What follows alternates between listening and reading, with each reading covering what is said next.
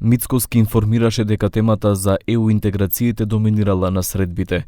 Тој се сретнал со францускиот министер за Европа, близок до претседателот Макрон, кому му ги пренел македонските позиции. Мора да има испорака во дел на гаранција од страмата Европска унија, мора да има испорака од нашиот источен сосед во делот на почитување на меѓународното право, почитување на европските институции како што е Судот за човекови права, интегрирање на македонската заедница во рамките на Министерскиот совет за малцинства кај нашиот источен сосед и така натаму.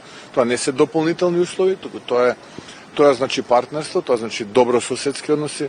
Додека Мицкоски бара гаранции, од истиот самит во Лондон, високата представничка на Европската унија за надворешна политика Каја Калас испрати поинаков сигнал. Според неја, вратата за членство е веќе отворена. Прозорецот за проширување на Европската унија сега е широко отворен. Денес во Лондон се сретнавме со нашите партнери од Западен Балкан за да ја продлабочиме нашата соработка во безбедноста, енергетиката и економијата. Проширувањето на ЕУ е геостратешка инвестиција во безбедноста на цела Европа. Заедно можеме да го надминеме тоа. И покрај барањата, Мицкоски во интервју за МРТ вели дека останува оптимист, особено по како што ја нарече инспиративната дискусија со германскиот канцелар Мерц, кој дал јасна насока како да се гледа регионот во иднина. Сепак премиерот нагласи дека најважно останува домашната задача.